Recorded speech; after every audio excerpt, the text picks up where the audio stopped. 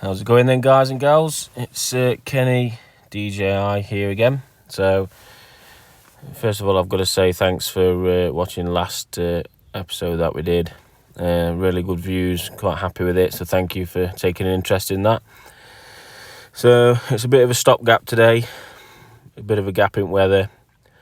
It's a Sunday, so just trying to make most of half an hour daylight and dry weather. So I've got the drone out ready, charged up. So I'm just going to do some we're going to do some updates on it first of all. So I'm going to take airplane mode off for this. So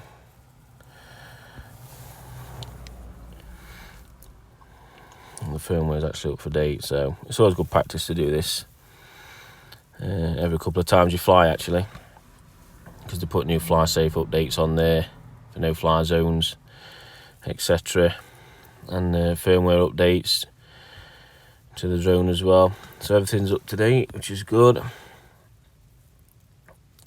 Right, you can see on the grass it's a bit windy actually. So we've got wind gusts of 24 miles an hour and about 15 miles an hour normal wind. So we'll go for takeoff.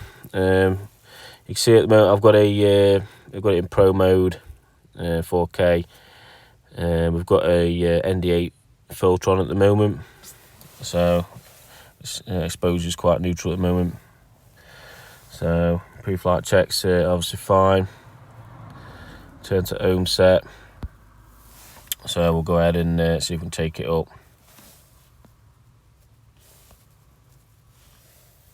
Takeoff. The home point has been updated. Please check it on the map.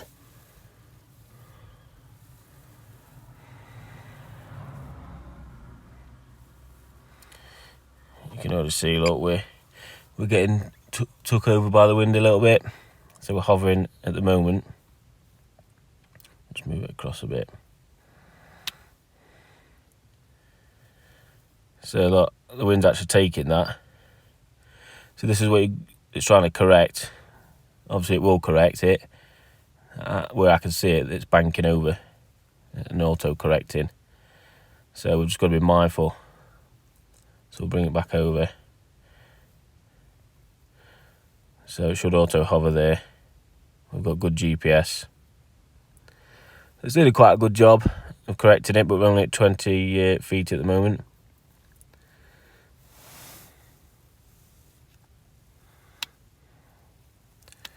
So let's take it up and forward, and I think we're going to get a wind warning, I would imagine.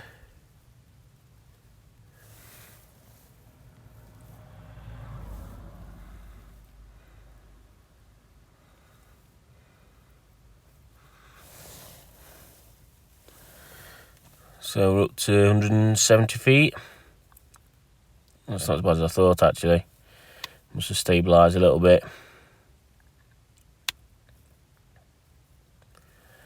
So it's a bit of a mess about today. I'm not going to be showing you any smooth cinematic drone footage and stuff like that. It's purely just, and there we go, look. So we have got a wind warning. So it's quite clear around here, but it is. You've got to be mindful that the wind can take it into nearby objects or power lines, walls, etc. So you might have nice control of your drone, but if the wind gust takes it, it's easy to smash it.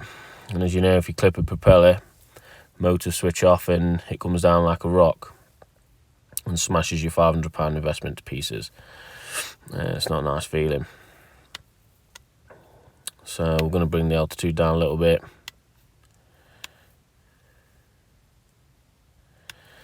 So we'll try 130 feet. So we've got the map so we can see where we are and where we're pointing.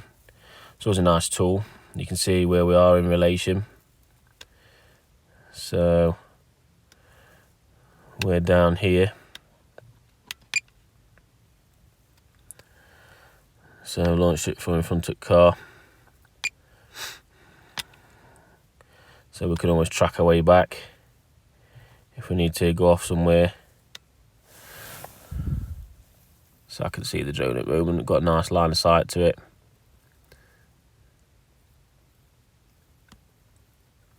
It's quite a good location, really. Like I say, it's just we're getting those wind warnings again, so it is a little bit exposed. So while we're up here, we can sort of have a look at some of the exposure, things like that, shutter speeds. So it's worth noting we're running 4K at 30 frames per second. So it's worth noting that with a filter we want to try and achieve double the shutter speed. So if we can go down to 160, so 160 is obviously double the 30 FPS, so that's like your sort of target zone. The mm in the bottom right hand corner, manual metering, it's at 0.3. As I said before, I want to be about 0, or even maybe a little bit underexposed at about -1, because we can edit that up later, whereas if it's overexposed then you've had it. So we brought the shutter speed down, that'll give us that motion blur, and that's obviously the human eye finds that a lot more natural. So the ISO, I want to try and run at 100. If you're running it more, then obviously we're going to get more exposure, but we're also going to get more noise. So you don't want it grainy, you want to run it as low as you can and use your shutter speed as well. White balance, we can stick it on auto, see how it's self-correcting, and then we can take it back onto manual. It's 5700 Kelvin at the moment, so that'll stop any changes whilst we're doing our cinematic footage, which obviously I said we're not going to do today, but it is nice to see that as well. So it just gives us that cinematic footage. So if we just start to do like a bit of an orbit, parallax orbit,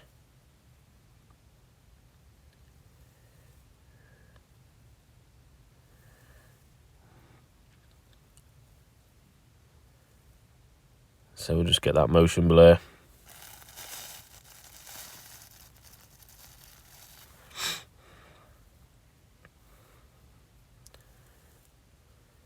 And even just a straightforward, we can do a push forward and up. Just some simple but effective drone moves that we can use. Obviously we're bearing in mind we're getting wind warnings here, we're at 200 feet. But it gives us an idea.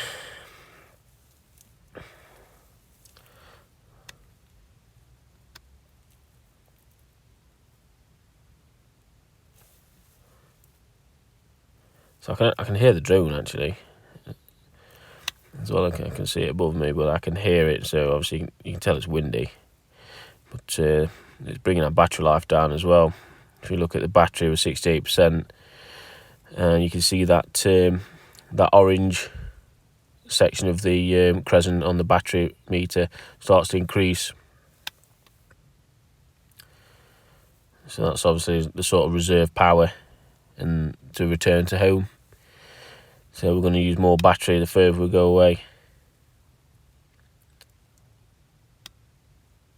The higher we fly, obviously we're getting more wind. We're going to conserve more battery as well.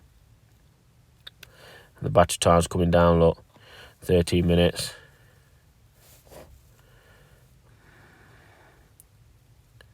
If we hover, obviously it does increase that as well.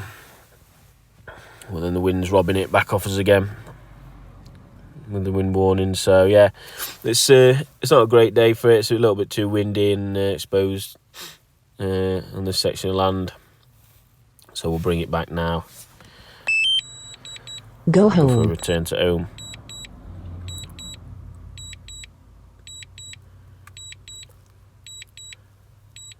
See, we get the nice little tips.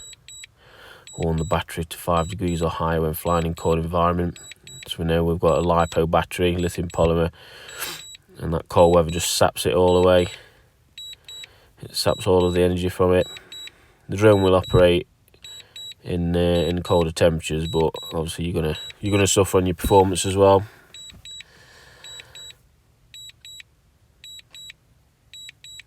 Landing. So let's go for a landing.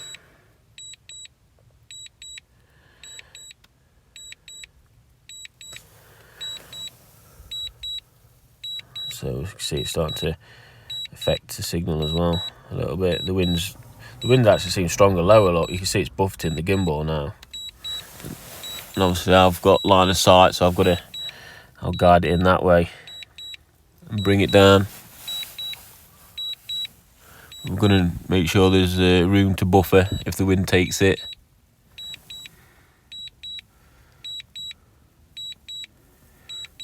So yeah, it is fighting me actually.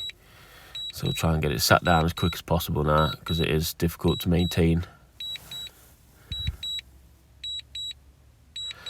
Right, so that's it. Safety on the ground. So yeah, no, like I say, it was a bit of a stopgap, this one. So we'll get it posted on and see what you guys think. So if you're sat on a Sunday and you're bored out your tree and you wait to go back to work tomorrow, then I suppose it's kill a little bit of time for you rather than scrolling through Facebook. But yeah, hopefully you enjoyed it anyway, and it killed a little bit of time for you. And we'll get the next one out and hopefully get a bit more excitement in it. Cheers for watching then, guys. We'll catch you next time.